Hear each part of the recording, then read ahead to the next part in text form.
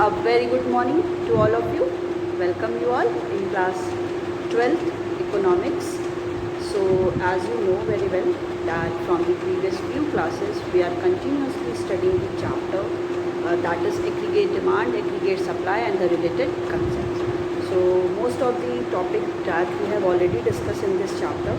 So in the last class we have discussed about the derivation of the saving curve from the consumption curve and derivation of consumption curve from saving curve. So in today's class we are going to discuss about this topic, and after that we will continue another topic of this chapter. So let's get started. ठीक है, तो derivation same हमें क्या है, यहाँ पे हमें क्या मिलेगा कि हमारे पास डेरिवेशन हमें किसका करना है, कंजप्शन कर्व का, जब हमारे पास सेविंग कर्व ऑलरेडी गिवन है.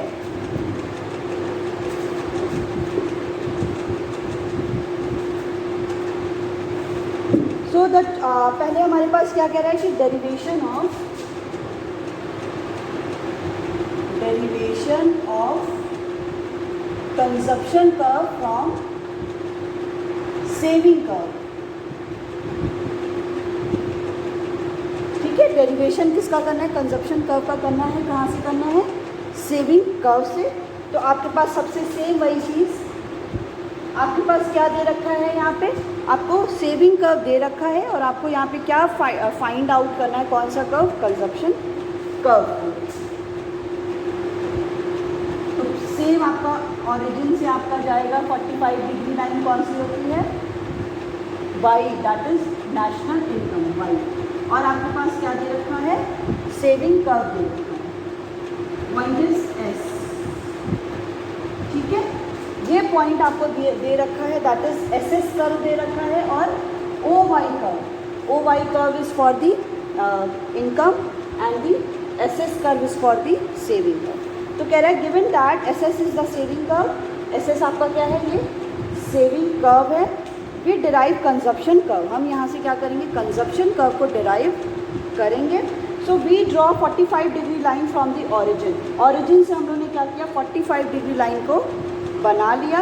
We take O C is equal to O S. अब हम यहाँ पे क्या लेंगे, O C is equal to O S. O S के इक्वली आपका क्या लेंगे, ओ सी. ठीक है, O C is equal to A S और being the amount of this saving. और आपको पता है ये जो इतना अमाउंट है वो आपका क्या है, माइनस सी बार. माइनस सी बार मतलब ऑटोनॉमस कंजप्शन क्या है, निगेटिव में. ऑटोनॉमस कंजप्शन का निगेटिव में कब ये शो क्यों कर रहा है, जब हम लोग डिस सेविंग करते हैं. ठीक है, ये जो अमाउंट है वो ये शो कर रहा है कि डिस सेविंग हो रही है. So it implies that autonomous consumption C bar. इसका मतलब क्या हो गया कि ऑटोनॉमस कंजप्शन, ये अमाउंट क्या हो गया आपका, ये एरिया क्या हो गया, दैट इज सी बार हो गया.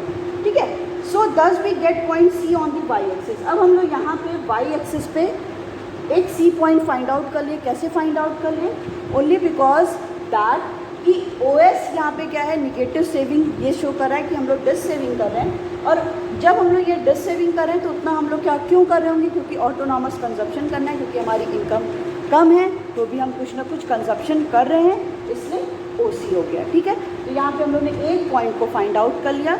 नेक्स्ट कह रहा है that is point E1 indicate zero savings. ये जो पॉइंट E1 है, E1, ठीक है, E1 यहाँ पे क्या शो कर रहा है कि जीरो सेविंग हो रही है. ठीक है, अब hence consumption curve will intersect the income curve at point E. अब जो कंजप्शन कर्व है वो इनकम कर्व को एट पॉइंट E पे इंटरसेक्ट करेगा. क्यों करेगा, क्योंकि जब हमारी सेविंग ज़ीरो हो रही है, दैट मीन्स कि हम लोग की जितनी भी इनकम हो रही है हम लोग सब कुछ क्या कर ले रहे हैं, कंज्यूम कर ले रहे हैं. ठीक है, जब आपकी सेविंग देखिए यहाँ पे ज़ीरो है तो मतलब क्या हो गया, सेविंग अगर ज़ीरो हो गई तो इनकम किसके इक्वल हो गया, कंजप्शन के इक्वल हो गया. So we get the one more point. हम लोग यहाँ पे एक और पॉइंट को फाइंड आउट कर लिए, that is E. E point को फाइंड आउट कर लिए. So we join point C and E. अब हम लोग ये सी और ई पॉइंट को क्या करेंगे, ज्वाइन करेंगे. ठीक है, so by extending the straight line, ये स्ट्रेट लाइन ही जाएगा. क्यों जाएगा, क्योंकि ये लीनियर कंजप्शन फंक्शन है. ठीक है, linear consumption function and we get the S E C. अब हम लोग एक कर्व पा गए, that is S E C. SEC curve is for the consumption curve. ये SEC कर्व ही क्या है आपका, SEC curve is consumption curve, ठीक है। So this is all your derivation of consumption curve from the saving curve. कि जब हमारे पास क्या होगा, कंजप्शन डेरिवेशन हमको किसका करना है, कंजप्शन कर्व का करना है, जब फ्रॉम द सेविंग कर्व। जब हमारे पास सेविंग कर्व दिया होगा तो सिंपल हो गया। जब यहाँ पे आपका डिस सेविंग शो कर रहा है, निगेटिव शो कर रहा है, मतलब कि हम लोग वहाँ पे क्या करेंगे, सेविंग को विथड्रॉ करेंगे। सेविंग को विथड्रॉ हम लोग किस केस में करेंगे, जब हमारी इनकम कम होगी और कंजप्शन हमारा ज़्यादा होगा। तो हम लोग ने एक पॉइंट पा गया कि डिस सेविंग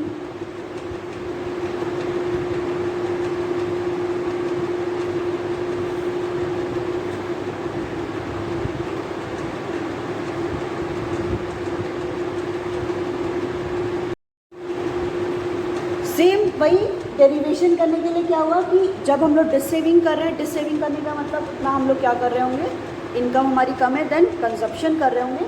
तो एक पॉइंट पा गए। फिर सेकंड पॉइंट जब पॉइंट ई पे देखते हैं, E1 पे देखते हैं, तो E1 पे क्या देखते हैं कि यहाँ पे सेविंग्स हमारी ज़ीरो है। सेविंग्स को ज़ीरो होने का मतलब क्या हो जाता है, दैट मीन्स कि हम लोग की जो भी इनकम है हम लोग पूरा ही कंज्यूम कर ले रहे हैं। So we get the another point on this, that is point E. So when we join the both point, that point C and E, we get the one straight line only because of this line is a straight line because of linear consumption function. So when we join it, we get the consumption curve. ठीक है? So this is all your derivation of this consumption curve from the saving curve. Next topic is addition of the APC and APS.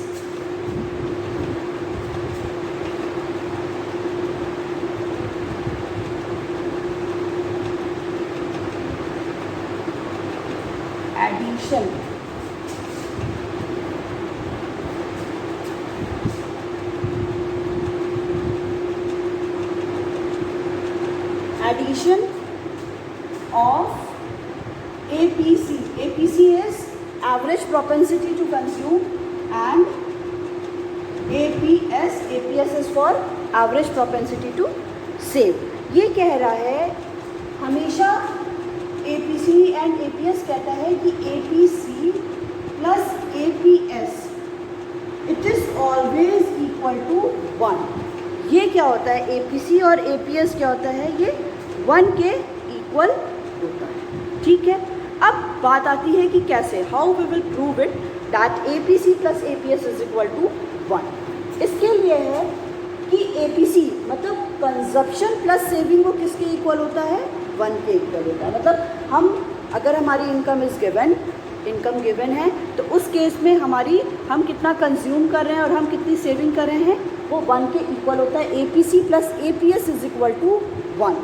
अब how will prove it that APC का formula क्या होता है, average propensity to consume is equal to consumption upon income. ये आपको formula we have already discuss, nothing is new, ठीक है। APC किसके इक्वल हो गया, कंजप्शन अपॉन इनकम। APS का फॉर्मूला क्या होता है, एवरेज प्रोपेंसिटी टू सेव होता है S upon Y, saving upon income. कि जब भी हम लोग को इनकम दी है तो हम कितना सेविंग कर रहे हैं, जब भी हमें उसको बोलते हैं APS, जब भी हमें इनकम दी है तो हम कितना कंजप्शन कर रहे हैं, ठीक है। तो APC plus APS is equal to 1।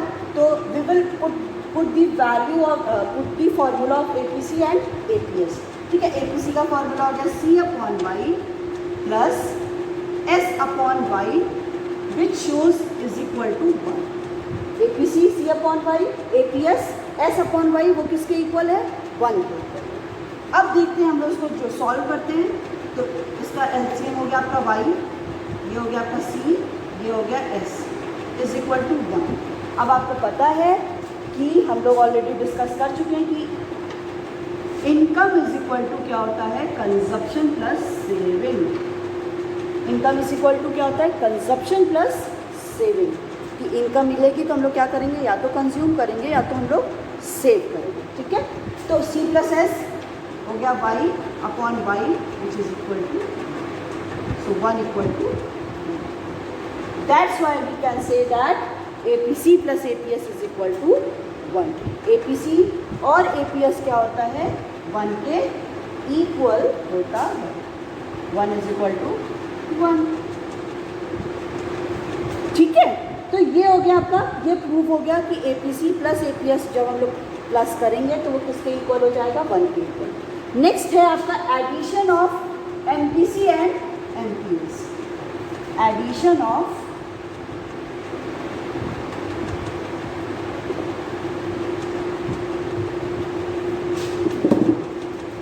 MPC and MPS।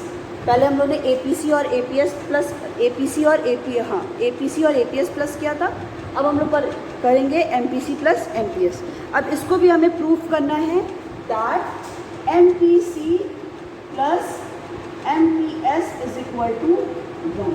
ये कह रहा है कि marginal propensity to consume plus marginal propensity to save, ये किसके इक्वल होता है, 1 के। कैसे होता है, वी विल डू इट। आपको फिर पता है कि इसका फॉर्मूला क्या होता है, दैट इज MPC का फॉर्मूला हो गया, MPC इज इक्वल टू होता है डेल्टा C अपॉन डेल्टा 1। ठीक है, change in consumption to the change in income. MPS का फॉर्मूला क्या होता है, that is change in saving to change in income. ठीक है, again we will put the value of we will put the formula of MPC and MPS. So delta C upon delta Y plus delta S upon delta Y, which is equal to 1. ठीक, so again we will take delta Y, delta C plus delta S। तो आपको पता है, अभी बताया था कि delta Y अगर चेंज इन इनकम निकालना है तो कैसे निकालेंगे, change in consumption plus change in saving. ठीक है, तो डेल्टा, इसको आपको प्रूफ करना है, तो change in consumption plus change in saving वो किसके इक्वल हो गया, that is delta Y upon delta Y is equal to 1। So 1 equal to, ये आपका क्या शो करता है कि MPC plus MPS is equal to 1 होता है। ठीक है, तो ये एडिशन हो गया आपका MPC एंड MPS का। तो एडिशन ऑफ MPC और MPS 1 के इक्वल होता है, addition of APC and APS which is equal to 1। Next topic जो पढ़ने जा रहे हैं that is investment function.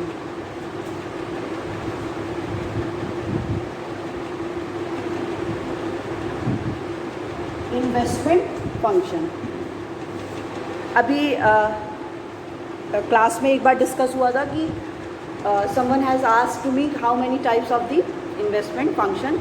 So अभी वही टॉपिक हम लोग पढ़ने जा रहे हैं, दैट इज़ इन्वेस्टमेंट फंक्शन क्या होता है और वो कितने टाइप का होता है। ठीक है, तो the topic is here, that is investment function.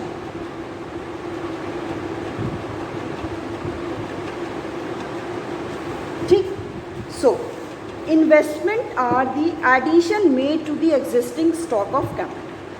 कब, when we said that it is the investment, कि ऑलरेडी जो स्टॉक है जो हम लोग कैपिटल इन्वेस्ट कर रहे हैं उसमें हम कुछ ना कुछ क्या कर रहे हैं, एडिशन कर रहे हैं। ठीक है, addition to the existing stock of capital. ठीक है, जो भी स्टॉक ऑफ कैपिटल, जो कैपिटल है उसका जो स्टॉक है कैपिटल्स का, उसमें हम लोग कुछ और एडिशन कर रहे हैं। So this is called the investment.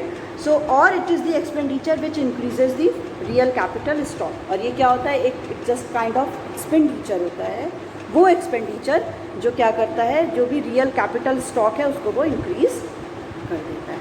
ठीक है, so it is the expenditure on creation of new capital assets. So investment क्या हो गया, एक्सपेंडिचर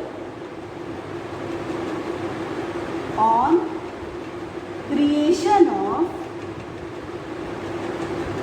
न्यू असेट्स। या तो हम लोग न्यू असेट्स को क्रिएशन करते हैं और एडिशन किस में करते हैं, addition to existing capital stock. Existing capital stock कि जो कैपिटल का स्टॉक है उसमें एक्स्ट्रा एडिशन करना, कुछ ऐड करना, वो होता है इन्वेस्टमेंट। और इन्वेस्टमेंट को क्या कहते हैं, एक्सपेंडिचर किसमें, न्यू असेट के क्रिएशन। नेक्स्ट टॉपिक आता है that is types of investment. So how many types of the investments are there, so there are two types of investments are there. First one is autonomous investment and the second one is induced investment. ठीक है. So types of investment.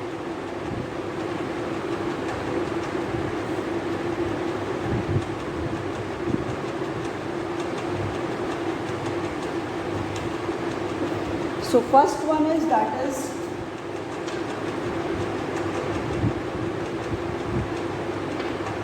autonomous investment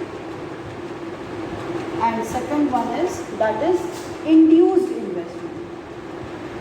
Induced investment. ठीक है. Autonomous investment तो हम लोग already एक बार discuss किए थे. क्या होता है ऑटोनॉमस इन्वेस्टमेंट? ऑटोनॉमस इन्वेस्टमेंट वही होता है जब क्या होता है वो इनकम के साथ चेंज नहीं होता है. वेदर इनकम इंक्रीजेज और डिक्रीजेज, वो क्या होता है हमेशा इंडिपेंडेंट होता है. मतलब इंडिपेंडेंट लेवल ऑफ इनकम होता है कि इनकम बढ़े चाहे इनकम कम हो, उससे कोई भी मतलब नहीं होता. इंड्यूस्ड इन्वेस्टमेंट क्या होता है? ये क्या होता है, इससे अगर इनकम बढ़ रही है तो ऑटोमेटिकली इन्वेस्टमेंट भी बढ़ेगा. अगर इनकम कम हो रही है तो ऑटोमेटिकली इन्वेस्टमेंट भी कम हो जाएगा. ठीक है. तो ऑटोनॉमस इन्वेस्टमेंट क्या हुआ कि वो इंडिपेंडेंट लेवल ऑफ इनकम होता है कि इनकम के चाहे कुछ भी चेंज हो, इन्वेस्टमेंट में कोई चेंज नहीं होता. इंड्यूस इन्वेस्टमेंट क्या होता है कि इनकम के चेंज होने पे इन्वेस्टमेंट भी चेंज होता है. So first topic is here that is autonomous investment.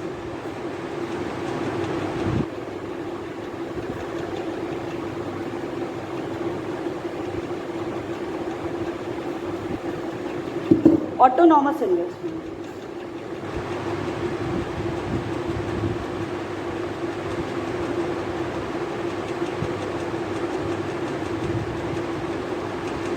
ठीक है.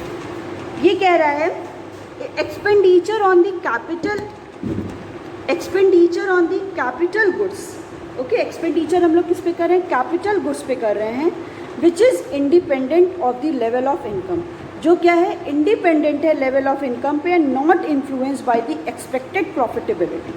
ये कह रहा है कि इंडिपेंडेंट लेवल ऑफ इनकम है कि लेवल इनकम में कितना भी चेंज हो उसमें उससे कोई भी फ़र्क नहीं पड़ने वाला है. And not influence by the expected profitability.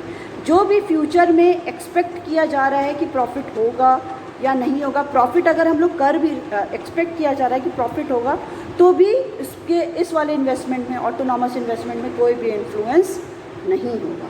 ठीक है. So in other words it is not affected by the change in level of income. ये लेवल ऑफ इनकम में कितना भी चेंज हो रहा है उससे अफेक्टेड नहीं होगा. And not induce by the profit motive. और ये कभी भी प्रॉफिट मोटिव के लिए नहीं किया जाता है.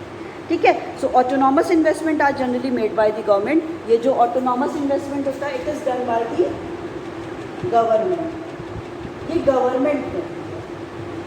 ठीक है. And does not for the profit motive. Not for profit motive. इसका जो मोटिव होता है वो प्रॉफिट अर्न करना नहीं होता है. Basically it is done by the government. और जब गवर्नमेंट करती है तो we basically see that it is for the social welfare. ये हमेशा सोशल वेलफेयर के लिए ही किया जाता है. ठीक है. So the level of autonomous depends on the physical policy of the government. अब जो फिजिकल पॉलिसी होती है गवर्नमेंट की, मतलब गवर्नमेंट को कहाँ से रेवेन्यू मिल रहा है, एक्सपेंडिचर, इस पर डिपेंड करता है. And the curve is parallel to the x axis. अगर जब हम इसका डायग्राम बनाते हैं ना, that is income and investment. मतलब इनकम में चाहे जितना भी चेंज हो, 100, 200, 300, 400 एंड सो ऑन, ये हमेशा ही क्या रहता है? Constant. That is parallel to the X axis. क्यों रहता है? क्योंकि ये इंडिपेंडेंट लेवल ऑफ इनकम है. इनकम में चाहे जितना भी चेंज हो जाए but it will not be change. Right. So यहाँ पे क्या है कि इनकम हमारी अगर इतनी है, इसको हम लोग नेम दे देते हैं, OM दे देते हैं, N1 दे देते हैं, N2 दे देते हैं, N3 दे देते हैं. हमारी इनकम OM हो रही है, OM1 हो रही है, OM2 हो रही है, OM3 हो रही है, बट इन्वेस्टमेंट हमेशा ही सेम हो रहा है. क्यों हो रहा है? क्योंकि ये गवर्नमेंट करती है, इंडिपेंडेंट लेवल ऑफ इनकम है, मतलब इनकम पे ये डिपेंडेंट नहीं है. And it is not done for the profit motive. ये प्रॉफिट मोटिव के लिए भी नहीं किया जाता है. ठीक है. नेक्स्ट जो आपका इन्वेस्टमेंट है that is induced investment. Induced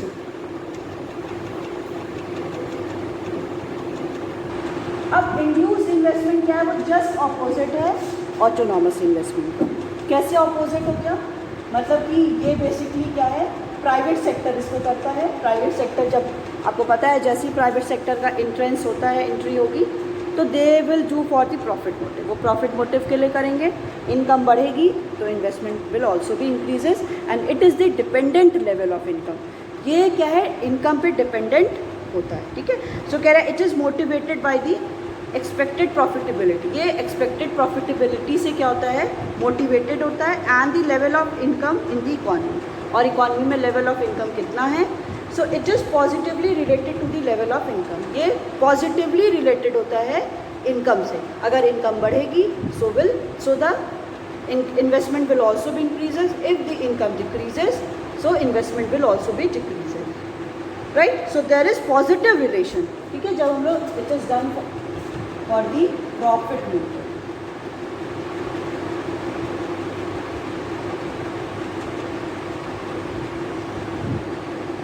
ठीक है। तो ये क्या होता है, पॉजिटिव होता है इनकम और इन्वेस्टमेंट में। इनकम आपका हो गया इधर वाई, इधर आई, ठीक है। अगर इनकम इतनी है, इन्वेस्टमेंट इतना, तो ये कर्व आपका क्या होता है, पॉजिटिवली स्लोप होता है, ठीक है।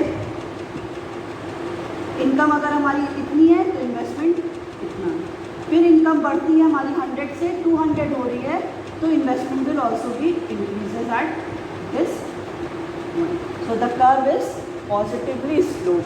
ये जो कर्व होता है वो क्या होता है, पॉजिटिवली स्लोप्ड होता है। इसको कुछ भी OM दे दीजिए, M1 दीजिए, इसको I या कुछ भी I दे दीजिए और I1 दे दीजिए, ठीक है।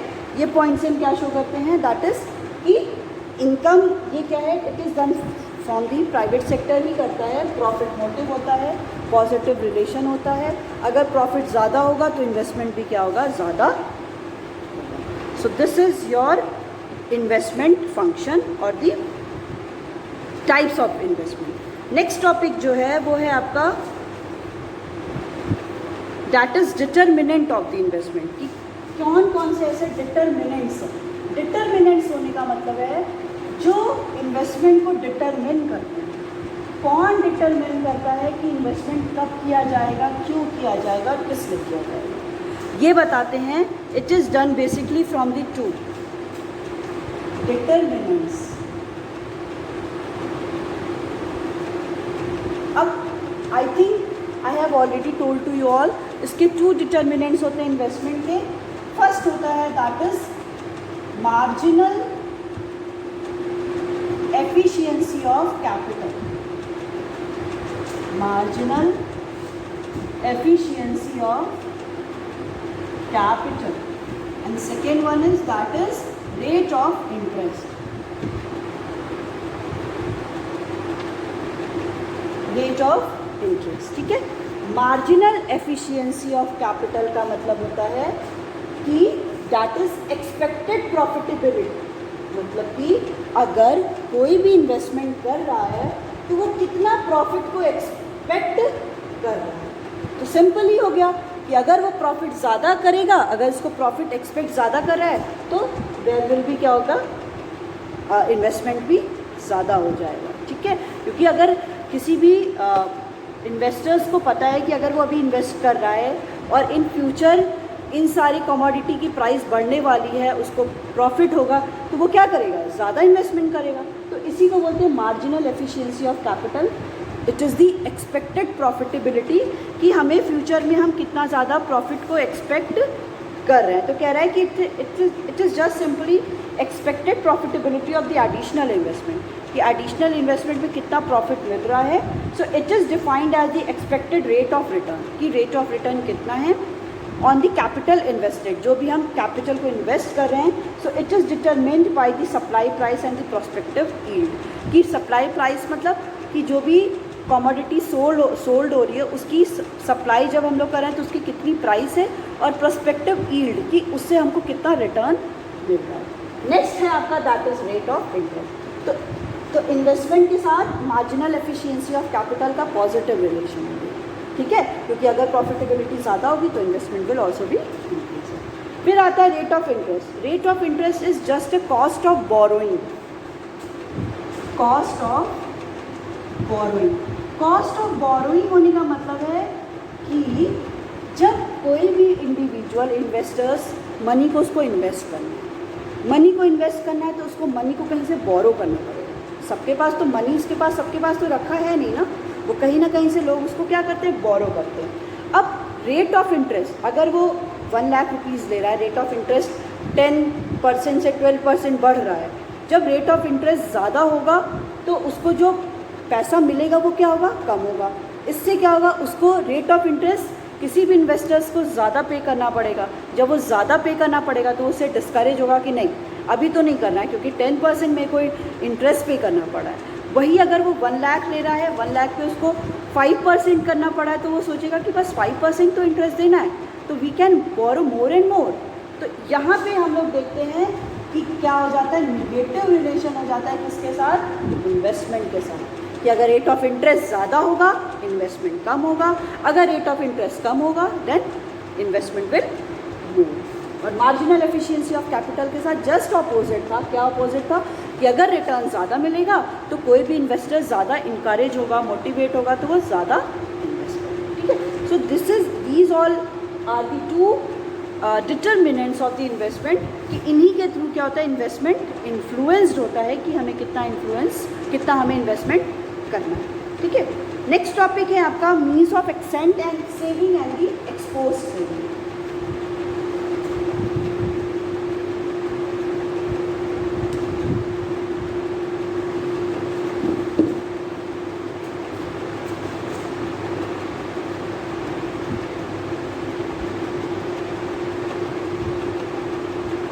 Extent saving and exposed saving.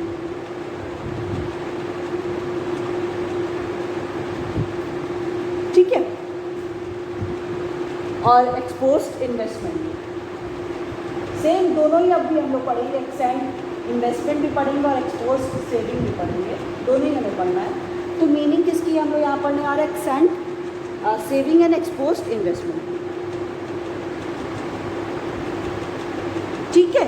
अब बेसिकली यहाँ पे क्या है, एक्सेंट सेविंग और एक्सपोज्ड इन्वेस्टमेंट का मतलब यही हो गया कि अभी कुछ हम लोग क्या करते हैं, कुछ सेविंग और कुछ इन्वेस्टमेंट हम लोग की प्लान्ड रहती है और कुछ सेविंग और कुछ इन्वेस्टमेंट हम लोग की एक्चुअल है.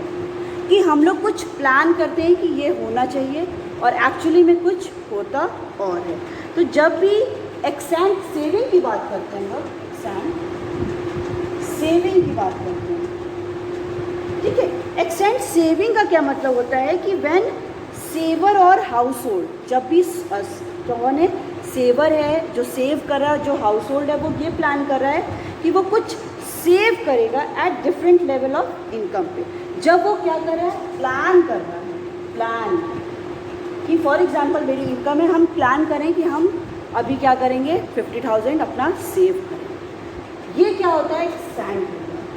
एक्सपोज्ड सेविंग क्या होती है, जो उसकी एक्चुअल, मतलब मैंने प्लान तो किया था कि 50,000 मैं सेव करूँगी बट एक्चुअल मेरी क्या हुई, बस हम 20,000 ही सेविंग करते हैं. ठीक है.